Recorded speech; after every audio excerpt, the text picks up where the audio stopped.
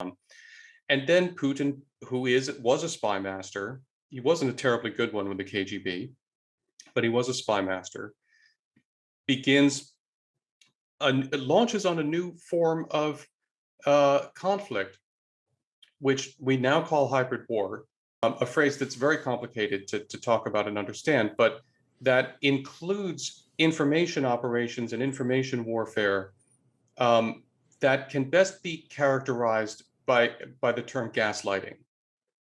And this is the stock and trade of the Russian hybrid warfare effort. There's a Soviet concept, and there was a terrific paper at the Institute for the Study of War that my wife Kim founded and runs, and that I work with the Russia team there. But there was a terrific paper that they published a few years ago by a woman named Maria Snegovaya on Russian reflexive control, a Soviet reflexive control doctrine, because it was Soviet theorists who articulated this framework in the 50s or 60s, I don't remember, that Putin and his goons have taken and perfected. Reflexive control is the art of creating a picture of the world in your adversary's mind of such a fashion that your adversary voluntarily chooses the course of action that you desire him to choose, thinking that it is in his best interest. That's a very complicated way of saying gaslighting, right? You create a false universe for the adversary to live in. And in that universe, the adversary will naturally do what you want him to do. This is what the Russians have been trying to do. Okay, so I have two questions about that. The first is, as soon as anything like that is put forth, it instantly sounds like a conspiracy theory. And I'm not saying that you're engaging in conspiracy theories, but that's the reflexive response. So what's the evidence in Great your question. estimate? Yeah, and then what's the narrative they're trying to create? How effective has that been? And well, we already understand to some degree why. If the West is being conceptualized as an enemy responsible for Russian chaos, for keeping the Russians down, and for encircling them, depriving them of their just destiny, then we know the motive. There's others, but that's not a bad core motive. What's the warfare aimed at, and what's the evidence that this is occurring, and how and where and how are we subject to it, all of that? So, right, as soon as you're operating in the information space and as soon as you're dealing with this kind of psychological warfare and stuff, I will tell you there is a mountain of evidence that this is going on and it's deliberate, and lots of people can argue with that. And we can argue about the specifics. But the evidence is, first of all, this is a published Soviet doctrine, which we can read. You can read this, where this is articulated. And then there is Russian doctrine on warfare and on hybrid warfare that also explicitly lays out this framework.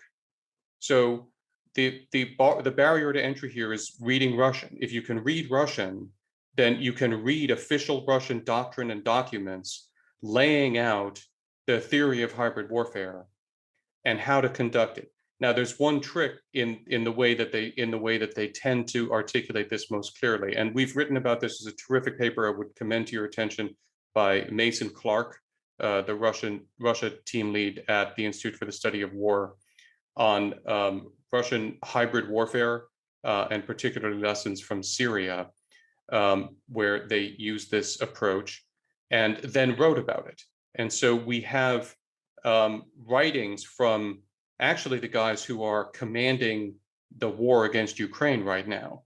The commander of the Southern Military District, General Dvornikov, was a commander in Syria and wrote articulately about what he did there. The commander of the Western Military District, Zhuravlev, is another Syria alum and wrote about his experiences there.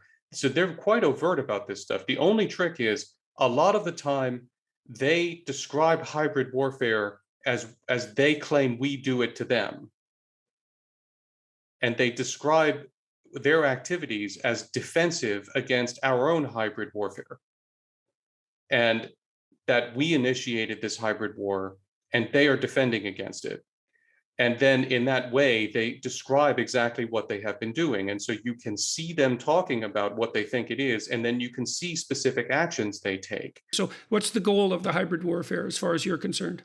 So the goal of the hybrid warfare has been to try to achieve Putin's objectives without having to do what he's doing in Ukraine right now. Because hybrid warfare is in part a poor man's game. So we talked about the economic devastation that Russia faced in the 90s. Putin inherited that. Putin has never fixed the Russian economy. The Russian economy is still deeply and fundamentally dysfunctional. Oscillations in energy prices have helped him. Various other things that he's done have helped him gain enough money to be able to rebuild his military to some extent. But his military, until very recently, was simply not capable of posing a serious conventional threat to NATO or hoping plausibly to defend against NATO if the Russians began a war and NATO seriously leaned into it.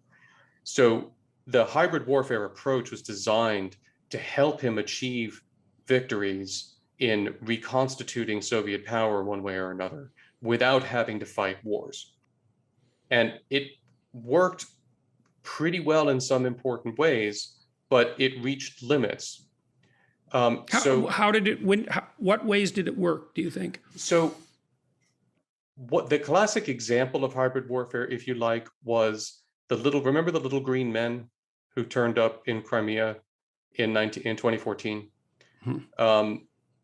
And the claims that the Russians were not Russian soldiers. They were local Crimeans who were fed up with alleged Ukrainian oppression and so forth. It became rapidly apparent that they were in fact Russian special forces troops, and that the Russians did in fact have troops in Ukraine. But even that thinnest veneer of implausible deniability led to the following consequence. It led to the establishment by Germany and France with Russia and Ukraine of the Minsk Accords that established the air quotes ceasefire in Ukraine that held ostensibly from 2015 until Putin just broke it by invading. And here's a fascinating thing about the Minsk Accords. Russia is a party to the Minsk Accords as a mediator. What? Russia is a party to the Minsk Accords as a mediator. Nowhere in the Minsk Accords is there a recognition of the fact that it's Russian forces in Ukraine, that the proxy republics that Putin just recognized their independence are Russian controlled, that the chain of command of the forces of those proxies ran to the 8th Combined Arms Army, which is Russia's headquarters in Rostov-on-Don. Nowhere in the Minsk Accords is that recognized. And so you think that was made plausible, rendered plausible, yeah, or possible even by a successful disinformation or propaganda campaign? Yep, because the Russian approach, again, and all of this just changed. So, I mean, there's a whole other inflection that we need to talk about the change that's just occurred. But the Russian approach before this invasion had been to use disinformation, misinformation, and sometimes telling the truth in weird ways to generate the following effect: who really knows? Mm-hmm. That's been the standard that has been sufficient for Putin a high percentage of the time. And unfortunately, the rising skepticism and mistrust within our own society has been made that pushing a rock downhill. We so mistrust each other at this point that we're inclined to say, well, who really knows? And so when the Russians are creating these opportunities to say, well, who really knows? The point of that is so that we'll say, well, who really knows? So why should we get involved in this? Mm-hmm. So that instead of reacting to the Russian invasion of Ukraine in 2014, which is what actually happened, the Russian military invaded Ukraine in 2014. It seized and then annexed Ukrainian territory in 2014. And then it continued a war in Ukraine from 2014 to the present. The Russian military was doing all of that. Instead of that, we've been talking about ceasefire because that's what had been going on. So by sowing chaos and confusion at the level of information, you sap the moral unity of the people that you're attacking. So they can't unite to justify to themselves even a singular and effective response. What you do is you isolate the victim, which is what the Russians have done or had done. They isolated Ukraine so that instead of seeing Ukraine simply as the victim of a Russian invasion in 2014, which is what happened, In the West, we've had a lot of conversations about, well, are the Ukrainians living up to their obligations under Minsk? Well, are the Ukrainians doing enough here? And there, you get in rapidly into this, well, faults on both sides kind of thing, which paralyzes Western response. There aren't faults on both sides. Faults on one side here. There are faults on the side of the Russians who invaded in 2014 and have invaded again.